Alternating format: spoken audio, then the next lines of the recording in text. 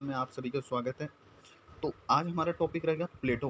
प्लेटो एक ऐसी पर्सनैलिटी है जिसके बारे में आपने कहीं न कहीं किसी न किसी से सुना होगा और जो एजुकेशन फ़ील्ड में है, उनका तो डेफ़िनेटली आप चाहे आईएएस का मेंस लिख रहे हो, चाहे आप कोई भी सब्जेक्ट हो आपका, आप स्कूल में पढ़ रहे हो, कॉलेज में पढ़ रहे हो, चाहे एमए कर रहे हो, आप प्लूटो से तो बच नहीं सकते हो। अरस्तू और प्लूटो ये 2 ऐसी पर्सनैलिटी है जिनके बारे में आपको कहीं न कहीं पढ़ना पड़ेगा। तो वैसे तो ये पॉलिटिकल साइंस ऑप्शनल वालों के लिए भी है वीडियो, और हिस्ट्री जिनका है, सोशियोलॉजी जिनका है, या प्लूटो के बारे में जो भी आपके सिलेबस में रहे, तो इससे ज़रूर कनेक्ट रहना। मेरा उद्देश्य है कि शॉर्टकट मेथड में आपको मैक्सिमम समझा सकूँ। तो इसलिए मैंने इसमें डायरेक्ट नोट्स लगाए हैं ताकि आपको समझ में आए, और दूसरा क्या है कि आपको पता लगे कि शॉर्ट नोट्स कैसे बनाते हैं। तो इसलिए मैं ये वीडियो बना रहा हूँ। स्टार्ट करते हैं प्लेटो के बारे में। देखो, प्लेटो को अफ़लातून भी कहा जाता है। ये थोड़ी बहुत स्पेलिंग मिस्टेक है, वो आप देख लेना टाइम टू टाइम। स्टार्ट करते हैं। देखो, प्लेटो के बारे में हम न्याय का सिद्धांत पढ़ेंगे, शिक्षा का सिद्धांत जो सबसे इम्पोर्टेंट है। एजुकेशन में सबसे पहले अगर किसी ने अपनी आइडियोलॉजी दी है, तो वो प्लेटो ने दी है। ठीक है, साम्यवाद का सिद्धांत पढ़ेंगे, इसमें संपत्ति और पत्नियों का सिद्धांत भी आपको बताऊँगा जो बड़ा ही इंटरेस्टिंग है। तो आधुनिक साम्यवाद के बारे में बताएँगे, आदर्श राज्य। देखो, इसके हर किसी आइडियोलॉजी के पीछे एक क्या होता है कि एक कि भई फ्यूचर में चाहता क्या है वो? मतलब एक होता है ना कि भई कोई भी अगर मैं कोई आइडियोलॉजी बना रहा हूँ कि मेरे ये विचार है, ये विचार है, तो उसका कोई ना कोई उद्देश्य होता है। तो प्लेटो का उद्देश्य क्या था? आदर्श राज्य। मतलब एक ऐसे राज्य की स्थापना की जाए जो उसके हिसाब से हो। ठीक है? तो दार्शनिक शासक प्लूटो का फासीवाद, योगदान, टोटल ओवरऑल क्या प्लूटो का योगदान है, तो इसके बारे में पढ़ेंगे। स्टार्ट करते हैं यहाँ से। देखो, ये कुछ फैक्ट हैं, ठीक है? जन्म यूनान में हुआ था, ठीक है? सुकरात का स्टूडेंट था और 8 साल तक इसने शिक्षा ली। 388 बीसीए में अकेडमी बनाई, ये बहुत इंपॉर्टेंट है अकेडमी, क्योंकि जो यूजीसी नेट वगैरह के एग्ज़ाम दे रहे हैं ना, तो वहाँ डायरेक्ट ये क्वेश्चन पूछ लेता है। तो इसके बारे में अलर्ट रहना, सब जेआरएफ वगैरह का जो एग्ज़ाम देंगे, उनके लिए बहुत इंपॉर्टेंट क्लास है। ठीक है? तो ये 367 बीसी में इसकी डेथ हो गई। प्लूटो ने हमेशा संवाद में लिखा है। संवाद मतलब डायलॉग्स में लिखा है। जैसे होता है ना, 2 लोग आपस में बातचीत करते हैं, तो उस तरीके से अब इनकी जो बुक है, वो ऐसे ही लिखी गई है। सबसे इम्पोर्टेंट बुक कौन-सी है इनकी? The Republic. ये बहुत इम्पोर्टेंट है। वैसे तो कई सारी बुक है, द लॉज़, तो ये इसकी 3 सबसे बड़ी बुकें हैं। सबसे इम्पोर्टेंट रिपब्लिक। ठीक है? आगे हम बढ़ते हैं, इससे आगे। तो यहाँ से हमारे सारे कॉन्सेप्ट शुरू हो जाते हैं। मैंने बताया ना कि हम क्या पढ़ेंगे एक-एक करके। जैसे न्याय का सिद्धांत था सबसे ऊपर, तो अब हमारा न्याय का सिद्धांत स्टार्ट हो रहा है। ठीक है? एक-एक करके हम सभी पढ़ेंगे। तो न्याय के सिद्धांत में क्या कहता है? देखो, पहले क्या था? पूर्व में न्याय। तो पूर्व में न्याय कैसा था? मतलब प्लूटो से पहले लोगों को जस्टिस कैसे मिलता था? मतलब न्याय कैसे मिलता था? तो इसकी अवधारणा कैसी थी? एक तो परंपरागत, ट्रेडिशनल, जो न्याय चला आ रहा था उसी आधार पे मिलती थी। क्रांतिकारी के आधार पर मिलती थी, या फिर व्यावहारिक सिद्धांत था। मतलब इन 3 आधारों पर क्या मिलता था? लोगों को न्याय मिलता था। प्लूटो का सिद्धांत, अब प्लूटो आया, तो प्लूटो किस आधार पर न्याय देता था? तो प्लूटो नैतिकता और आचरण पर आधारित था। प्लूटो का न्याय किस पे आधारित था? नैतिकता पे आधारित था। ये याद रखना, ये ज़रूर पूछा जाने वाला क्वेश्चन है, जो नेट जेआरएफ में वो वहाँ पे डायरेक्ट ही पूछता है। अगर आप मेंस में लिख रहे हैं या इस तरीके से कुछ लिख रहे हैं, तो ऐसे ही आपको शॉर्ट नोट्स बनाने हैं, क्योंकि इतना बड़ा तो आप पढ़ नहीं पाओगे। तो ऐसे ही कीवर्ड बनाने ताकि आपको याद रहे। तो इसका पूरा ओवरऑल हम पढ़ेंगे, इसके बारे में डिस्कशन करेंगे, लेकिन डायरेक्ट अगर हम पढ़ें तो इसका क्या सिद्धांत है? प्लूटो का न्याय का नैतिकता का आचरण, मतलब इसका पूरा ओवरऑल प्लूटो का जो न्याय का सिद्धांत है, वो सारा का सारा नैतिकता पे आधारित है। तो अब न्याय कैसा है? न्याय, अब प्लूटो ने न्याय को दो भागों में बांट दिया। वो कहता है व्यक्ति के लिए न्याय, मतलब एक न्याय तो व्यक्ति के लिए होता है और एक न्याय राज्य के लिए होता है। तो 2 तरह के न्याय इसने बताए। तो ये यूँ कहता है व्यक्ति के लिए न्याय। व्यक्ति के लिए न्याय में क्या कहता है? मानव आत्मा न्याय में 3 गुण होते हैं। मतलब ये कह रहा है व्यक्ति के अंदर, जो ह्यूमन है, एक व्यक्ति है, उसके अंदर किसी व्यक्ति में न्याय के 3 गुण होते हैं। बुद्धिमत्ता, साहस और इंद्रिय तृष्णा। तो ये 3 गुण बनाए। एक व्यक्ति के अंदर 3 गुण होते हैं, या तो वो बुद्धिमान होगा, या साहस होगा उसके अंदर, या इंद्रिय तृष्णा होगा। तो देखो, जो बुद्धिमान व्यक्ति होगा वो क्या होगा? शासक होगा। जो बुद्धिमान व्यक्ति होगा वो क्या होगा? शासक होगा, ये यहाँ। और जो साहसी होगा वो क्या होगा? योद्धा होगा। जिसके अंदर साहस होगा वो योद्धा होगा। और जो इंद्रिय तृष्णा है वो कौन सा वर्ग होगा? उत्पादक वर्ग। तो इसने 3 कैटेगरी में व्यक्ति को बांटा है। तो इसी आधार पर वो न्याय की बात करता है। और इसमें क्या कहते हैं, जिसमें मतलब जिसमें बुद्धिमत्ता ज़्यादा होगी और जिसमें साहस होगा, इंद्रिय तृष्णा होगी, तो उसी आधार पर उस व्यक्ति की प्रधानता बनती है। मतलब वो व्यक्ति उसी आधार पर अपने आगे का जीवन जीता है। तो ये देखो, ये जन्म की बात नहीं कर रहा। अगर हम अपने अपने विचारों में चले, अपने पुराने में, जैसे हमारे वेदों में क्या वर्णों में बांट दिया, वो जन्म से थे। मतलब कि जो शूद्र था वो जन्म से था, ठीक है, जो ब्राह्मण था वो जन्म से था। लेकिन प्लूटो ऐसा नहीं कहता है। प्लूटो क्या कहता है, जन्म के बाद जिस लोगों में माइंड है, बुद्धिमत्ता है, तो वो शासक बनेगा। तो वहाँ जाति व्यवस्था नहीं थी, ठीक है ना, जाति व्यवस्था नहीं थी। तो व्यक्ति के होने के बाद की बात कर रहा है। तो अब बात करते हैं हम स्टेट के बारे में। तो स्टेट के बारे में प्लूटो क्या कहता है, प्लूटो राज्य व्यक्ति का ही बड़ा स्वरूप है। तो इस स्टेटमेंट को याद रखना। ये भी क्वेश्चन में पूछता है कि राज्य व्यक्ति का वृहत स्वरूप है, ये किसने कहा है, तो ये प्लूटो ने कहा है। तो ये यूँ कह रहा है, जैसे ही व्यक्ति डेवलप होता है और धीरे धीरे ऐसे ही क्या बनता है, एक राज्य बनता है। तो राज्य ओक के वृक्ष या चट्टान से पैदा नहीं होता, बल्कि उसमें निवास करने वाले व्यक्तियों के गुणों और चरित्र से निर्मित होता है। तो ये याद रखना, यही स्टेटमेंट होती है याद करने की। अगर आप पेपर 4 के बारे में पढ़ेंगे, पेपर 4 जो हमारा इथिक्स का है, तो इसमें ये बहुत ज़रूरी है, इसको आपको कोड करना ही पड़ेगा। अगर इस तरह की कोई स्टेटमेंट आती है तो यहीं से अपना क्वेश्चन स्टार्ट करना। अगर इस तरह का कुछ आ जाता है, स्टेट पे आ जाता है, तो आप इसको एस्से में भी यूज़ कर सकते हैं, ठीक है, कि अरस्तु के अनुसार ऐसे ऐसे इसको लिख देना कि राज्य ओक के वृक्ष या चट्टान से पैदा नहीं होता, बल्कि उसमें निवास करने वाले व्यक्तियों के गुणों से होता है। तो इस तरीके से आप स्टेटमेंट लिखकर अपना एस्से भी स्टार्ट कर सकते हैं। तो ये तो हमने न्याय के बारे में पढ़ा। आगे हम पढ़ते हैं प्लूटो के बारे में। तो जब एक वर्ग दूसरे वर्ग के कार्य में हस्तक्षेप करता है, तो ऐसा राज्य न्याय से पूर्ण होता है, हस्तक्षेप नहीं करता है, ठीक है, याद रखना। जब ये क्या कह रहा है, देखो इसने तो 3 वर्ग बता दिए, ठीक है। अब ये तीनों वर्ग अपने आप से मतलब रखे, एक दूसरे में इंटरफेयर ना करें। अगर जब एक दूसरे से इंटरफेयर नहीं करेंगे तो क्या होगा, ऐसा राज्य न्यायपूर्ण बनेगा। क्या कहा इसने, न्यायपूर्ण बनेगा। जब एक वर्ग दूसरे वर्ग के कार्य में इंटरफेयर नहीं करेगा, हस्तक्षेप नहीं करेगा, तो ऐसा राज्य कैसा बनेगा, न्यायपूर्ण बनेगा। ये न्यायपूर्ण की बात कर रहा है, ठीक है। तो अब आगे बढ़ते हैं। तो न्याय कर्तव्य का पालन करना है। जो न्याय है, न्याय कैसे मिलेगा भाई, अपने कर्तव्यों का पालन करो तभी मिलेगा। जो भारतीय ग्रंथों में वर्णित स्वधर्म पालन, तो ये भी आप कोड कर सकते हो। जैसे भारत में कहते हैं ना, स्वयं धर्म पालन करना, तो उसी सिद्धांत पे इसकी व्याख्या कर सकते हैं। तो आलोचना है, आलोचना तो आप कर ही सकते हो। देखो आलोचना वगैरह, महत्व वगैरह, ये सब आप बड़े आराम से कर लोगे। आपको केवल आइडियोलॉजी पढ़नी है। आइडियोलॉजी समझ रहे हो कि आइडियोलॉजी एक्चुअल में वो कहना क्या चाहता है। मतलब अगर आप इसको इस तरीके से समझेंगे, अगर आप अपने आप को प्लूटो मान लें कि मैं प्लेटो हूँ, तो आप प्लेटो मानेंगे अपने आप को, तो बड़े अच्छे से समझ पाओगे एक क्या होता है, आइडियोलॉजी कैसे बनती है। क्योंकि ये प्लेटो जब जन्मा था, उस समय का दौर कैसा था, उसी आधार पर हमारी आइडियोलॉजी क्रिएट होती है। अगर आज हम अपनी आइडियोलॉजी को क्रिएट करेंगे तो हम टेक्निक को भूल ही नहीं सकते। टेक्निक मतलब हमारी आइडियोलॉजी में कहीं ना कहीं इंटरनेट आएगा ही आएगा, ठीक है, कहीं ना कहीं संचार व्यवस्था आएगी आएगी, ठीक है, कहीं ना कहीं ग्रहों के बारे में हम कुछ ना कुछ इस तरह का आइडियोलॉजी क्रिएट करेंगे। जैसे कि हम आज इंडिया में रह रहे हैं, आज पूरे वर्ल्ड में घूमना बहुत आसान है, कुछ समय में चंद्रमा पे जाना बहुत आसान हो जाएगा, मंगल पे जाना बहुत आसान हो जाएगा। तो ये सब हम कहीं ना कहीं हमारी आइडियोलॉजी में आता रहेगा। तो ऐसे किसी भी आइडियोलॉजी की आइडियोलॉजी हम पढ़ते हैं, प्लेटो की पढ़े, अरस्तो की पढ़े, रूसो की पढ़ें, या किसी की भी अगर हम पढ़ते हैं, तो उसका पीछे का बैकग्राउंड क्या है और उस समय उसके साथ क्या घटनाएं घटी हैं, तो उस आधार पर हर किसी की आइडियोलॉजी बनती है। तो ये प्लूटो के समय की बात की है, तो हम उसके बारे में पढ़ेंगे। तो जो हम किसी की आइडियोलॉजी पढ़ते हैं, उसमें से हम नेगेटिव पॉइंट निकाल लेंगे, तो वही उसकी आलोचना हो जाती है और वही उसके महत्व हो जाते हैं। जैसे कि मनोवैज्ञानिक दृष्टि का अभाव, तो ये एक्चुअल सी बात है, जब मनोविज्ञान इतना कुछ था ही नहीं, भेदभावपूर्ण है, ये कह सकते हैं भाई। ये भी जैसे कि भाई हमारे हमारे वेदों में कहा गया है, वर्ण व्यवस्था है, उसी आधार पर इसमें भी वर्ण है, और ये तानाशाही की बात करता है, ठीक है। और महत्व इसका वही है, पहला दार्शनिक है, ठीक है, व्यवस्थित सिद्धांत देता है, ठीक है, न्यायिक व्यक्ति की बात करता है। तो ये सब है।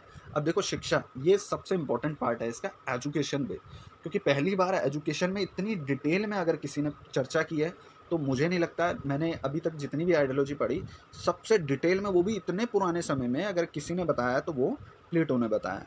तो इसमें शिक्षा योजना की बात कर रहा है, ये शिक्षा योजना का सिद्धांत कैसा हो, तो यूँ कह रहा है, आदर्श राज्य स्थापित करना, उसके लिए शिक्षा एक साधन है। मतलब अगर कोई भी आदर्श राज्य हम स्टेबल करते हैं, ये आज भी रेलेवेंट है।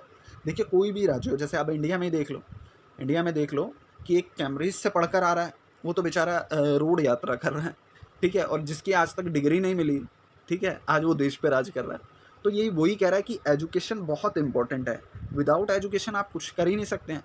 तो एक आदर्श राज्य तभी स्थापित हो पाएगा जब एजुकेशन होगी। तो एजुकेशन को ये बहुत इंपॉर्टेंस देता है। शिक्षा से ही वर्ग का निर्धारण होता है। तो वही सीधी सी बात है, उसने पहले ही कह दिया है, देखो एजुकेशन मिलेगी तो व्यक्ति बुद्धिमान बनेगा, तो उसी हिसाब का हुआ। तो एजुकेशन से ही वर्गों का निर्धारण होता है। एंथस और स्पार्टा की शिक्षा, तो ये देखो एंथस और स्पार्टा की शिक्षा का बात कर रहा है। तो वहाँ पर क्या था, वहाँ पर क्या था, व्यापक शिक्षा थी, ठीक है, और वहाँ पर वुमेन्स की शिक्षा को लेकर बात की गई है। तो इस तरह की बात वहाँ पर की गई है। जैसे कि एंथस की बताऊँ कि वहाँ पर क्या था, पाठ्यक्रम बहुत बड़ा था, बहुव्यापी शिक्षा थी जिसमें दर्शन, गणित, विज्ञान, साहित्य, तो इस तरह के टॉपिक थे, उस पर उसको लेकर वहाँ एजुकेशन थी। और स्पार्टा में क्या था, उसमें पाठ्यक्रम संकुचित था, मतलब छोटा था, और वहाँ सैनिक एजुकेशन, ठीक है, और वहाँ पर एजुकेशन क्या थी, स्टेट के हाथ में थी, मतलब राज्य के अधीन, मतलब स्टेट का कंट्रोल था उस पर। और सबसे इम्पोर्टेंट क्या है, वो वुमेन्स एजुकेशन पे बहुत जोर देता था। तो इसमें यही है, व्यापक पाठ्यक्रम, और ये टोटल ओवरऑल बता रखा, क्योंकि इनने दोनों की एजुकेशन को मिक्स करके अपना एजुकेशन थोड़ दिया है, ठीक है, एंथस का भी और स्पार्टा का भी। तो आगे हम बढ़ते हैं। शिक्षा देना राज्य की जिम्मेदारी है, ये सबसे इंपॉर्टेंट है, वही मैंने बताया कि शिक्षा राज्य देगा, ठीक है, और वही वुमेन्स एजुकेशन पर इसने बात की है। तो ये बहुत इंपॉर्टेंट है, वुमेन एजुकेशन। उस समय में वुमेन एजुकेशन, सोचिए कितनी बड़ी बात है, उस समय में वुमेन एजुकेशन की बात कर रहा है, ठीक है। तो और सबसे इंपॉर्टेंट क्या है, देखो आज भी हम देखेंगे हमारी एजुकेशन सिस्टम वैसा ही है जैसे यहाँ पर है, कि प्राइमरी शिक्षा कैसी होगी, मिडिल एजुकेशन कैसी होगी, हायर एजुकेशन कैसी होगी, इसी पे आधारित है इसकी भी एजुकेशन। तो ये यूँ कहता है, जन्म से 20 साल तक, ठीक है, जन्म से 20 साल तक एजुकेशन कैसी होगी, जन्म से 20 साल तक एजुकेशन कैसी होगी, उसमें 6 वर्ष तक, मतलब 6 क्लास तक धर्म और नैतिकता की शिक्षा दी जाएगी। 6 से 18 साल तक संगीत और व्यायाम मतलब कि योगा वगैरह की इनकी एजुकेशन दी जाएगी। और 18 से 20 में सैनिक शिक्षा दी जाएगी, ठीक है। ये कौन कह रहा है, प्लेटो कह रहा है, ठीक है। और 20 साल बाद क्या होगी, उनका एग्ज़ाम होगा, परीक्षा होगी। जो सफल हो जाएंगे उनको हायर एजुकेशन दी जाएगी, और जो सफल नहीं होंगे उनको वहीं पर मतलब सैनिक बना के उनको छोड़ दिया जाएगा, ठीक है।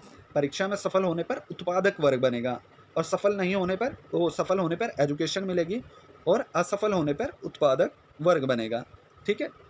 जैसे कि अगर 20 साल में वो एजुकेशन में पास कर जाता है तो उसको आगे की शिक्षा मिलेगी, अगर वो फेल कर जाता है तो उत्पादक वर्ग बनेगा, मतलब सैनिक नहीं बनेगा, उत्पादक वर्ग बनेगा। आगे क्या कहता है, आगे परीक्षा होने के बाद अब हायर एजुकेशन कब मिलेगी, जब वो 30 से 35 वर्ष का होगा। 30 से 35 वर्ष में उसे दर्शन की और तर्क शास्त्र की एजुकेशन दी जाएगी। और 35 से 50 तक, फिर उसके बाद असफल हो गया तो सैनिक बनेगा। 35 से 50 तक उसे व्यवहारिक शिक्षा दी जाएगी, और 50 साल के बाद उसको दार्शनिक शिक्षा दी जाएगी। तो ये हायर एजुकेशन की बात कर रहा है, ठीक है। तो ये हमने पढ़ा। देखो रूसो क्या कहता है, सबसे इंपॉर्टेंट, रूसो क्या कहता है, ये शिक्षा के क्षेत्र में सर्वश्रेष्ठ ग्रंथ है, ठीक है, सर्वश्रेष्ठ ग्रंथ है। सोचो रूसो भी कह रहा है। तो हमें भी लगता है उस समय में इतना बड़ा एजुकेशन पे रिसर्च करना, इतनी सारी बातों को बताना, ये बहुत बड़ी बात थी। तो आगे हम स्टार्ट करते हैं। ये एजुकेशन सिस्टम आपको समझ में आ गया होगा। बाकी आप कोई भी बुक लेंगे प्लूटो की तो वहाँ बड़े अच्छे से आपको समझ में आ जाएगा। जो कीवर्ड है वो मैंने आपको बता दिए, बाकी आप डिटेल में अपनी कोई भी हेल्प बुक से पढ़ेंगे तो आपको बड़े अच्छे से समझ में आ जाएगा। तो आगे हम बढ़ते हैं। ये वो एंथस की और स्पार्टा की, ये वो बता रहा है जो मैंने अभी आपको बताया, ठीक है। अब आगे चलते हैं हम।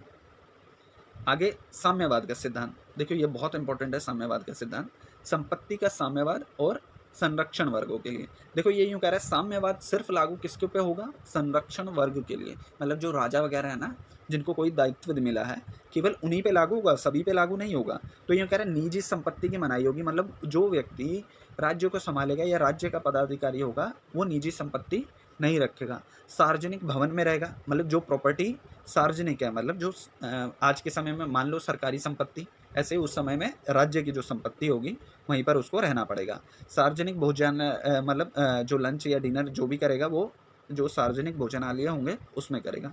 बहुमूल्य धातु को नहीं छूना है, मतलब जो भी जैसे डायमंड, सोना, गोल्ड वगैरह इस तरह की धातु से उसको परहेज करना है, मतलब नहीं छूना उसको, ठीक है। तो ये सारी बातें वो क्या कहता है, तो ये सब लिखा हुआ मनोविज्ञान के आधार पर क्या होगा, संपत्ति संग्रहण करने से इंद्रिय तृष्णा प्रबल होगी, ये यूँ बता रहा है क्यों नहीं करना चाहिए, दार्शन के आधार पर, राजनीतिक आधार पर, व्यवहारिक आधार पर। जैसे भ्रष्टाचार होगा भाई, जब इस तरह की रखेगा वो निजी संपत्ति कमानी है, तो राजा है वो तो कितनी भी संपत्ति कमा सकता है। तो ये सब उसकी आलोचना की है। सबसे इंपॉर्टेंट है ये पत्नियों का साम्यवाद। आपको बड़ी हंसी आएगी, तो इसको मैं डिटेल में बता देता हूँ। पत्नियों का साम्यवाद, देखो पत्नियों के साम्यवाद में प्लेटो क्या कहता है, इसकी आइडियोलॉजी बहुत डिफरेंट है। अगर आज के टाइम में अगर हम किसी को बताएं ना पत्नियों का साम्यवाद, कोई हमें पेल देगा भैया, पकड़ पकड़ के मारेगा, कहेगा कहाँ से ज्ञान लाए हो तुम। ठीक है, तो स्टार्ट करते हैं हम पत्नियों का साम्यवाद। तो ये यूँ कह रहा है पत्नियों का जो साम्यवाद होगा वो केवल संरक्षण वर्ग के लिए होगा। तो ये जरूर याद रखना, ये सभी के लिए बात नहीं करता है। तो वो यूँ कहता है विवाह नहीं करना है, क्या कहता है, शादी नहीं करनी है, और निजी परिवार भी नहीं होना चाहिए। मतलब आप शादी करते हो तो आपकी पर्सनल वाइफ नहीं होनी चाहिए।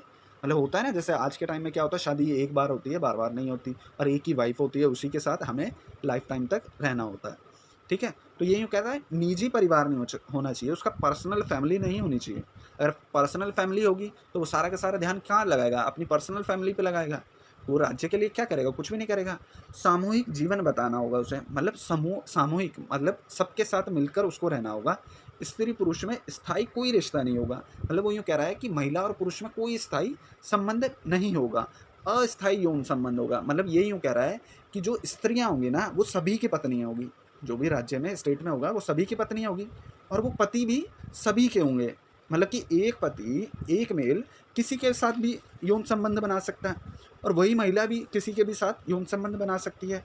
और तो छोड़ो, इसने इतना तो कह दिया, और इसने ये भी कहा उससे जो संतान उत्पन्न होगी, सोचो, मतलब जो राजा है वो किसी से भी रिलेशन कर सकता है, और वो फीमेल भी किसी से भी रिलेशन में आ सकती है।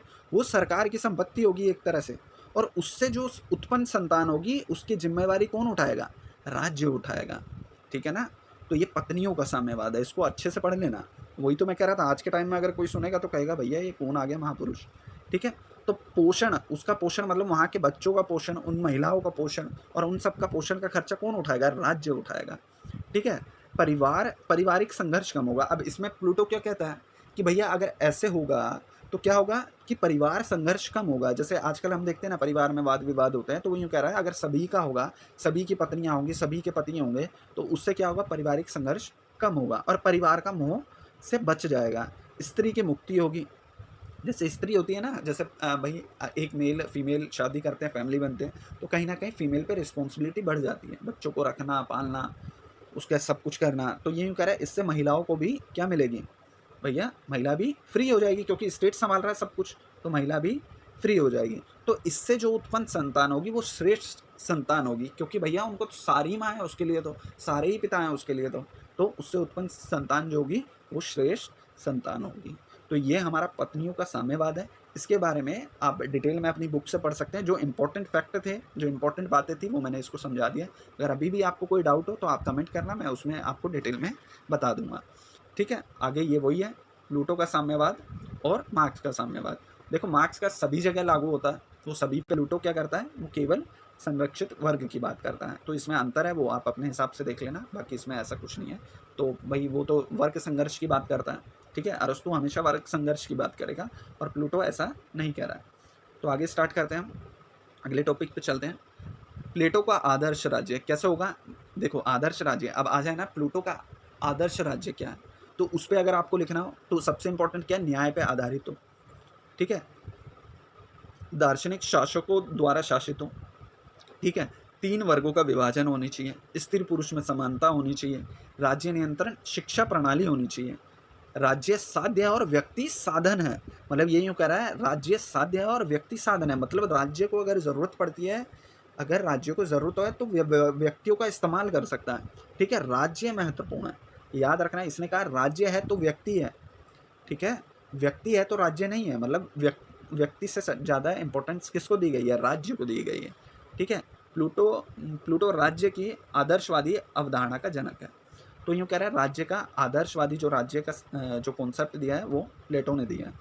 ठीक है, तो आलोचना आप कर ही सकते हो, भेदभावपूर्ण है भैया, भेदभावपूर्ण है, लोकतंत्र का पूर्ण अभाव है इसमें। ठीक है, तानाशाही है, ये सब आप डाल सकते हैं। अब अगला स्टार्ट होता है प्लूटो का दार्शनिक शासक कैसा होना चाहिए, दार्शनिक। तो दार्शनिक शासन ज्ञान के द्वारा ही सत्य को जाना जा सकता है। ठीक है, ज्ञान के आधार पर ही सत्य को जाना जा सकता है। ठीक है, ज्ञानी व्यक्ति ही आदर्श राज्य को जानता है और इसी पर व्यक्ति को शासन करने का अधिकार होता है। ठीक है, जो ज्ञानी होगा तो वही राज्य करेगा। तो अभी तक जो ओवरऑल हमने पढ़ा है तो उसी के बारे में ये अब डिटेल में बात कर रहा है कि भैया कैसा प्लूटो का दार्शनिक शासक कैसा होना चाहिए। शासक बता रहा है कि एक दार्शनिक शासक कैसा होना चाहिए। ठीक है, ज्ञान होना चाहिए उसके पास। ठीक है, और ज्ञानी व्यक्ति आदर्श राज्य को जानता है और इसी व्यक्ति को शासन करने का अधिकार है। ठीक है, दार्शनिक शासक लंबी शिक्षा के द्वारा बनता है। देखा ना आपने, 50 साल तक वो एजुकेशन ही लेता रहेगा, उसके बाद वो राजा बनेगा। दार्शनिक शासक पर कोई सीमा नहीं होनी चाहिए। देखो ये क्या कह रहा है, अब मैंने बताया था ना कि उस पर कोई बाउंडेशन नहीं होनी चाहिए। मतलब जो शासक बनेगा वो वेल एजुकेटेड होगा और उस पर किसी तरह का नियंत्रण नहीं होना चाहिए, उसको फुल्ली फ्रीडम होनी चाहिए। दार्शनिक शासक का ज्ञान अज्ञान उचित अनुचित का भेद कर सकता है। मतलब जो राज्य का मुखिया होगा वो इस तरह का कर सकता है। शासक सद्गुणी हो है तो वो कानून संविधान की आवश्यकता नहीं है, क्योंकि यह भी मनुष्य द्वारा निर्मित होता है। यही कह रहा है, कानून वगैरह की ज़रूरत ही नहीं है भाई, कॉन्स्टिट्यूशन की ज़रूरत ही नहीं है। ठीक है, अगर राजा जो होगा सद्गुणी होगा तो वो बड़े आराम से स्टेट को चला लेगा, और वो निकम्मा होगा तो भैया चाहे कॉन्स्टिट्यूशन हो चाहे कोई भी हो तो उसके लिए कुछ भी लागू नहीं होता। ठीक है, शासक को नियमों में बंद कर नहीं रहना चाहिए। ये क्या कह रहा है, नियमों में बंद कर नहीं रहना चाहिए, उसको फुल्ली फ्रीडम होनी चाहिए। तो ये सब बातें कह रहा है। तो वही संपत्ति ना बढ़ाएं। ठीक है, राज्य का आकार में परिवर्तन ना करें, मतलब राज्य के आकार में परिवर्तन ना करें, न्याय स्थापित करें। ठीक है, राज्य की शिक्षा व्यवस्था में परिवर्तन ना करें। तो ये चार सीमाएं बताइए कि राजा को क्या नहीं करना है, वो मैंने आपको डिटेल में बता दिया। तो आगे हम बढ़ते हैं अपने टॉपिक की तरफ। ठीक है, आलोचना आप कर ही दोगे। ठीक है, ये आलोचना के बारे में कोपर ने क्या कहा, जनता के प्रति उत्तरदायित्व नहीं है इसका, संविधानवाद नहीं है इसमें, अत्यधिक ज्ञानी और दार्शनिक शासन की बात कर रहा है, तो ये इसके नेगेटिव पॉइंट है। तो आगे अब फांसीवाद के रूप में प्लूटो क्या कहता है। अब देखो फांसीवाद के बारे में आपने पढ़ा है, फांसीवाद मुसोलिनी हिटलर के बारे में आपने पढ़ा है। ठीक है, तो ये इतना इंपॉर्टेंट नहीं है क्योंकि उससे प्लूटो को कंपेयर किया गया है, इन दोनों के अंतर में कंपेयर किया गया है। अब जब आप फांसीवाद पढ़ेंगे तो ऑटोमेटिकली आपको इनका अंतर पता लग जाएगा। बाकी स्क्रीन पे आप स्क्रीनशॉट ले लेना, आप देख लेना इसमें। ठीक है, फांसीवाद का जब फांसीवाद का टॉपिक आएगा वहाँ डिटेल में बताऊँगा, तो अंतर ऑटोमेटिकली आपको पता लग जाएगा। ठीक है, प्लूटो का योगदान, ओवरऑल क्या योगदान है प्लूटो का, तो ये बहुत इंपॉर्टेंट है। मतलब अब तक आपने जो पढ़ा उसका आज के टाइम में या हमारी लाइफ में क्या इफेक्ट पड़ता है। देखो सबसे बढ़िया इसने क्या किया, न्याय का एक ऑथेंटिक बात की है इसने। मतलब एक कहते हैं ना कि न्याय कैसे मिले, इसने एक आधार दिया है न्याय का कि नैतिकता पर आधारित होना चाहिए न्याय। शिक्षा का सिद्धांत दिया जो आज तक किसी ने नहीं दिया, वो इसने दिया। सोचो मेल फीमेल की इक्वालिटी की बात, सोचो प्लूटो उस समय में कर रहा है जिस समय में फीमेल्स को कुछ समझा नहीं जाता था। ठीक है, ज्ञान का महत्व, यही कहता है जो एजुकेटेड पर्सन है उसी को इम्पोर्टेंस देनी चाहिए।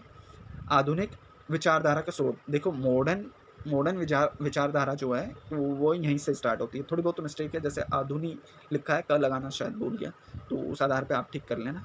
पोपर क्या कहता है, हम प्लूटोवादी हो सकते हैं या प्लूटो विरोधी हो सकते हैं, लेकिन हम प्लूटो से तटस्थ नहीं हो सकते हैं। मतलब हम या तो प्लूटो है या प्लूटो के पक्ष में बात कर सकते हैं या प्लूटो के विपक्ष में बात कर सकते हैं, लेकिन प्लूटो से अलग होकर हम कोई बात ही नहीं कर सकते, क्योंकि इसने इतने बड़े लेवल पे बात की है कि हम इसकी अप्रोच से बाहर ही नहीं निकल पाएंगे, इसकी आइडियोलॉजी से बाहर नहीं निकल सकते।